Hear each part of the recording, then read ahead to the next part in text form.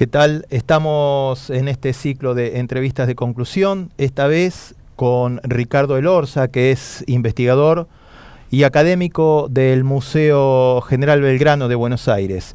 En ocasión de conmemorarse el nuevo Día de la Bandera, nos visita y vamos a conversar con él sobre algunas de las cuestiones tal vez no conocidas del General Belgrano. ¿Qué tal, Ricardo? Muchas gracias por habernos visitado. Al contrario, es un gusto enorme y un agradecimiento de mi parte, ¿no? Bueno, para entrar directamente en tema, hay varias líneas historiográficas, digamos, la tradicional mitrista, una revisionista y tal vez otras líneas que surgieron después. Todas avalan, todas, digamos, le dan un valor inconmensurable a la gesta belgraniana. Parece mentira que se pongan de acuerdo todas estas corrientes históricas, digamos, en hablar siempre bien de en este caso, de un prócer como Manuel Belgrano. ¿Cuáles son las razones por las cuales se dieron esas cosas?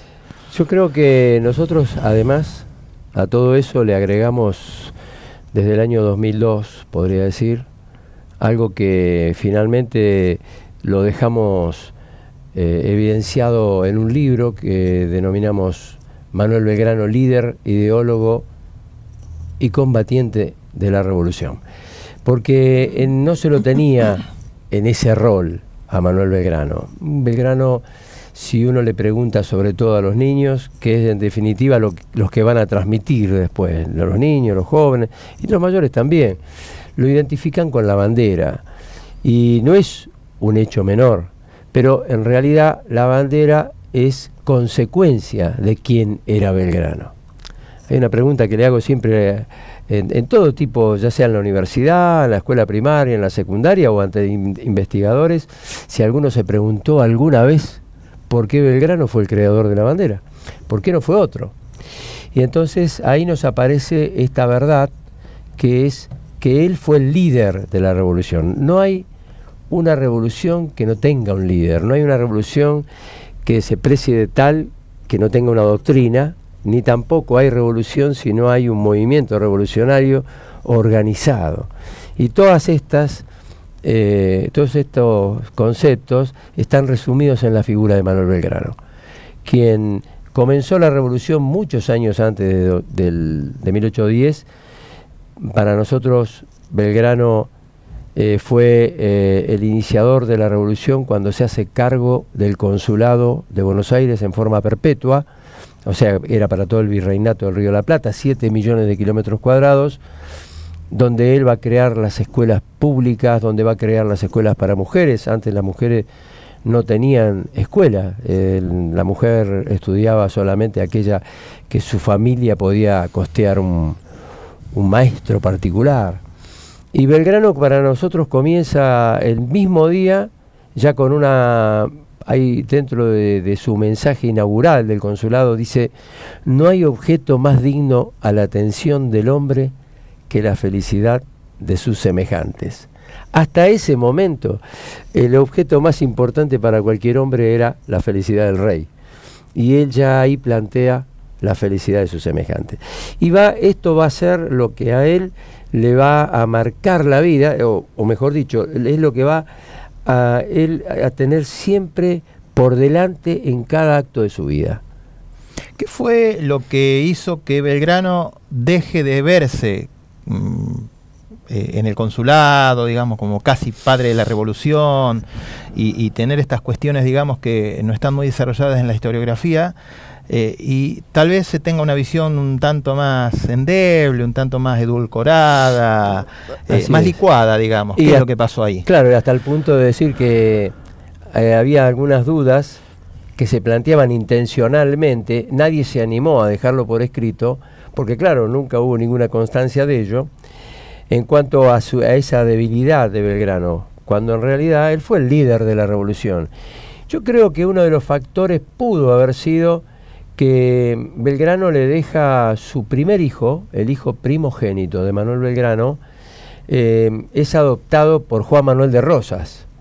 Entonces, en la historiografía, en la historia oficial, no cerraba la historia, digamos, donde Rosas es el padre adoptivo del hijo de Belgrano, cuñado a la vez, concuñado, ya que su esposa, la esposa de Juan Manuel de Rosas, era la hermana menor de María Josefa Ezcurra, la mamá del hijo primogénito de Belgrano, Pedro Pablo, y creo que esto terminaba con que además Rosas, como heredero del sable de San Martín y padre adoptivo del hijo de Belgrano, era una figura que era muy difícil golpear como lo golpeó la historia oficial. Entonces, ¿qué pasó ahí en el medio? Y bueno, tiene que ver con que la Revolución de Mayo es una revolución que se hace para los fines que los revolucionarios se habían planteado, con una doctrina muy fuerte, una doctrina que va a decir en 1802 debemos crear nuestra propia flota mercante capaz de arrancar de la mano de los extranjeros las riquezas que hoy nos quitan. Una frase revolucionaria hoy, que no tenemos nuevamente marina mercante. Llegamos a ser la tercera flota del mundo en 1950, cumpliéndose aquella premisa de Belgrano, que fue el creador de la primera flota propia, a través de su escuela de náutica, que su escuela de náutica servía tanto para ser constructor de barcos como para ser piloto, porque antes los sudamericanos no podíamos ser pilotos. Y esto es lo que introdujo Belgrano. Entonces esa actitud revolucionaria y además de no exportar materias primas, que hoy debiéramos copiarlo exactamente a Belgrano para que nos sirviera y para crear trabajo, bueno, todas esas son razones suficientes para tratar de opacar la figura de Belgrano y que no se viera tan claramente qué es lo que hay que hacer. Otra cosa que no está dicha en la historia es quiénes han sido los que internamente, digamos, se han convertido en adversarios de Belgrano. No hay tan clara, digamos, una definición. ¿Quiénes han sido los adversarios de Belgrano en el campo interno y por qué? Y el primero es Bernardino Rivadavia, que va a ser derrocado el 8 de octubre del año 1812, ni bien conocida la victoria de Belgrano en Tucumán. Su gran amigo, uno de los 4 de la mesa chica, que fueron Juan Hipólito Vieites, Nicolás Rodríguez Peña y su primo Juan José Castelli, cuando llega la información del triunfo de Tucumán, el 5 de octubre, el 24 de septiembre fue la victoria. El 5 de octubre llega la información con el chasque que llega de Tucumán, y ya el 8 de octubre Nicolás Rodríguez Peña, el coronel Nicolás Rodríguez Peña, retoma el mando de la revolución y derroca a través de un gran amigo de Belgrano, que lo fue porque sus padres fueron amigos, que fue José Francisco de San Martín. Ya tenía organizado su regimiento de granaderos a caballo y bueno, es el que da el primer golpe institucional. El 8 de octubre de 1812, ahí bajo lo que entonces cruzaba la Plaza Mayor, que era la Plaza de la Victoria, se llamaba Plaza de la Victoria, porque se había vencido a los ingleses en 1806 ahí. Entonces San Martín coloca unos obuses, cañones, contra la fortaleza, que era donde estaba Rivadavia, Pueyrredón, lo que se le conoció en la historia después como triunvirato. En ese momento era el gobierno central. O sea que ahí tenemos a uno de los enemigos que no casualmente luego se fortalece con su presencia en Inglaterra, me estoy refiriendo a Rivadavia, y con el empréstito de la Baring Brothers, que es el que lo introduce, ¿no? Y que viene a ser la segunda parte de la contrarrevolución de Mayo. No era la misma relación que Belgrano tenía con San Martín, digamos. No, ninguna. Claro, San Martín es un hombre que adhiere inmediatamente a la revolución. Uno de los contactos es José Milá de la Roca, que es un amigo de los dos, un español que era amigo de Belgrano y antes lo había sido, era también de San Martín, así a la vez lo conoció en España. Y es el que va a explicarle a Belgrano la capacidad militar e intelectual de San Martín. Por eso San Martín, luego de la muerte de Belgrano, se va a convertir un poco en el continuador de la revolución, ¿no?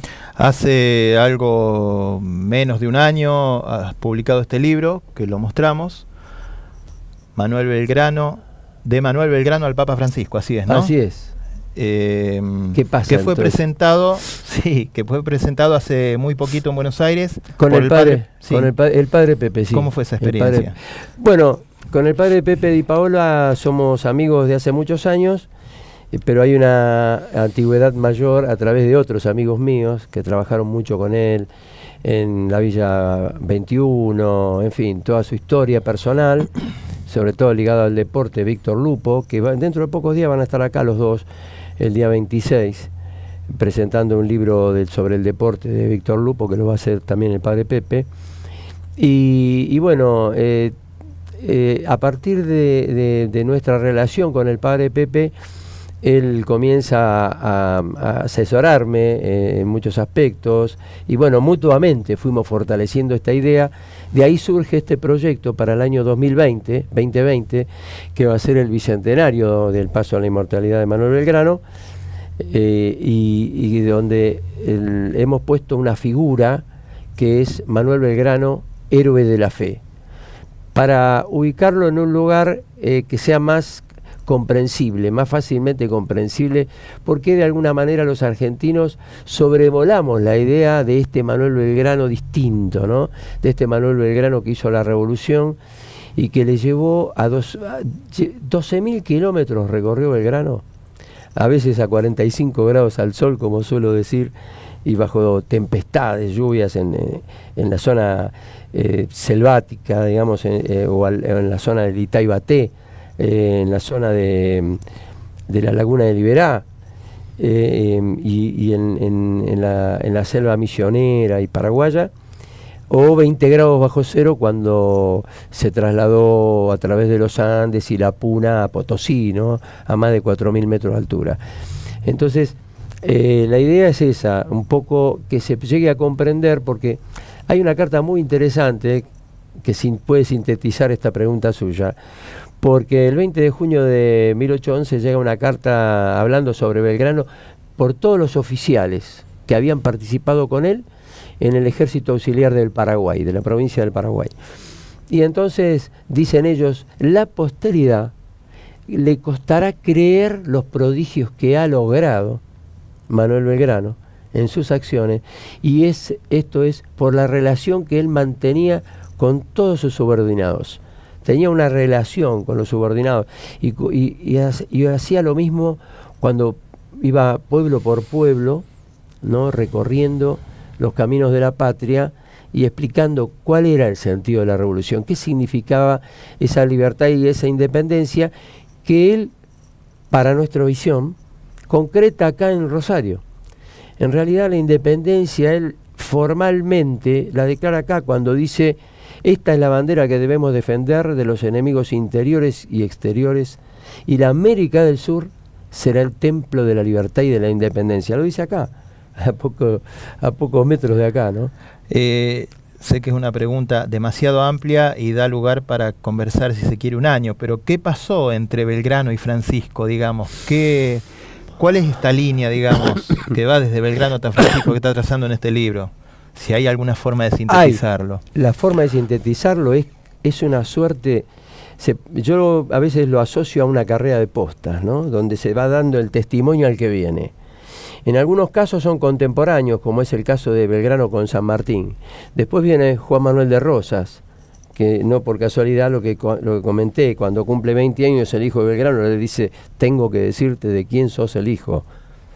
Y cuando no lo sabía. Le dice a Pedro Pablo, no sabía que era el hijo, porque Belgrano le pidió a Rosas que se lo dijera cuando cumpliera 20 años. En ese momento estaba en la campaña recuperando cautivos, niños y mujeres, sobre todo Rosas en el sur, y esto se lo dice a la altura de lo que hoy es Bahía Blanca.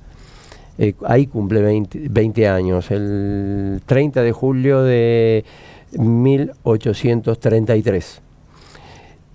Bueno, ese testimonio va a estar refrendado por lo que San Martín se va a convertir prácticamente en el gran embajador de la Confederación Argentina en Europa.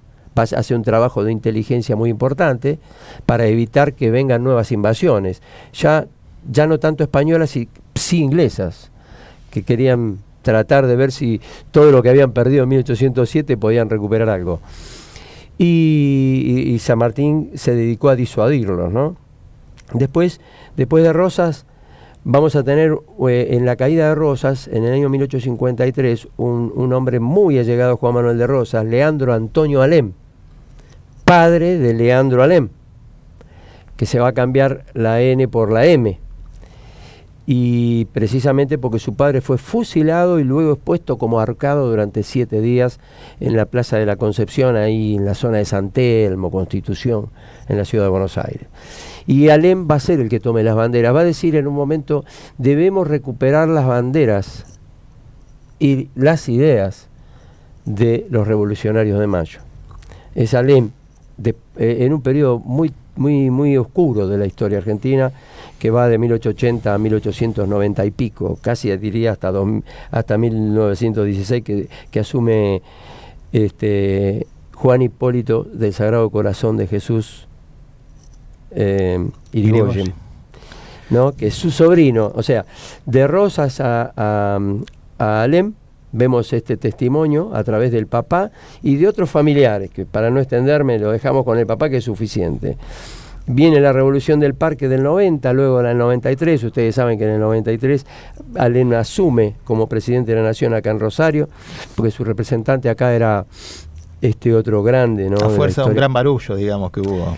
Bueno, porque hay una sublevación en todo el país, y el hombre de Rosario es otro grande que terminó suicidándose, que si bien, digamos, no está dentro de los grandes líderes nacionales. ¿Estamos hablando de Candioti? No. Estamos hablando de Santa Fe. del senador nacional, Lisandro de la Torre, que era un gran amigo de Alem.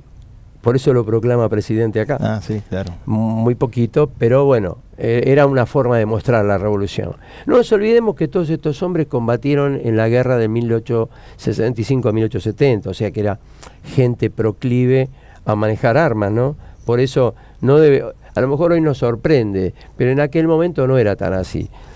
Y luego va a venir Irigoyen.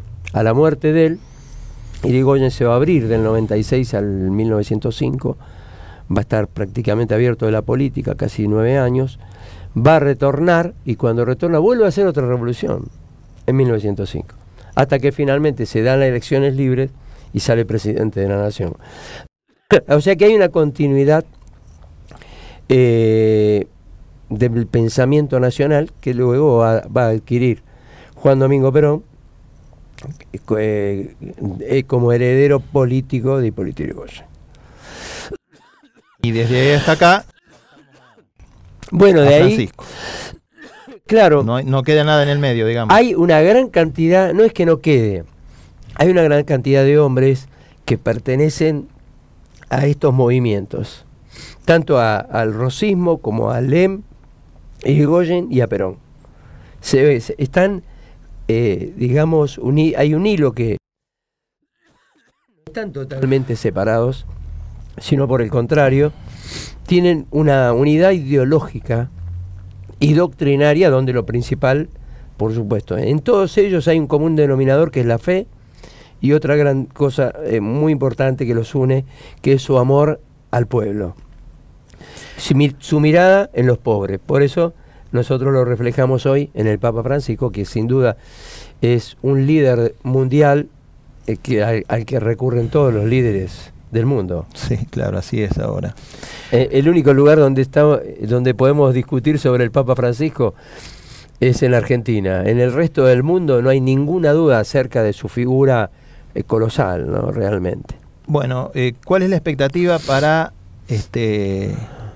estos 20 de junio acá en Rosario, mañana? Bueno, en realidad nuestra expectativa es, estamos formando como una suerte de columna vertebral entre el lugar donde nació Belgrano, que es la provincia de Buenos Aires, en la ciudad de Buenos Aires, pero provincia de Buenos Aires, cuando lo era. Hoy es federal, pero en ese tiempo era la provincia de Buenos Aires. La provincia de Santa Fe, que es donde va a crear la escarapela y la bandera, pero además van a ser su hijo, Pedro Pablo, nace en Santa Fe. Y la provincia de Jujuy, que es donde Belgrano crea el escudo, crea la bandera nacional de la libertad civil, que es la única existente, es el único testimonio fehacientemente creado por Belgrano que existe, no existe otro. ¿Qué color es la bandera? Me lo preguntaban en Jujuy y le digo, ese que está ahí. Porque lamentablemente ha servido para desviar la atención más que para aplicarse más acerca de la importancia de la creación de la bandera. Indudablemente, si uno la mira es azul, pero yo no quiero entrar en esa discusión que no nos lleva a ningún lado. Pero hay que mirarla, porque es la única que existe y es la que hemos recorrido hoy Rosario, y es una copia fiel del original, la que han traído de la provincia de Jujuy. ¿Alguna cosa que agregar al respecto de Belgrano que te gustaría decir, Ricardo? De Belgrano yo creo que hay tanto para decir, porque fue el creador de la independencia de América del Sur. Nosotros egoístamente lo planteamos como argentino. No es que no haya sido argentino, porque se le decía argentino a todos los que pertenecíamos a la Cuenca del Plata, por Argentum. Pero de eso desde Potosí hasta Tierra del Fuego, o la Antártida. Claro. Pero su idea era una idea continental que se la transmite a San Martín los 2 meses que conviven en Tucumán, y de allí sale el plan de operaciones para toda la independencia de América del Sur, que se va a consolidar con los triunfos de Chacabuco y Maipú del año 1817 y 1818 en Chile.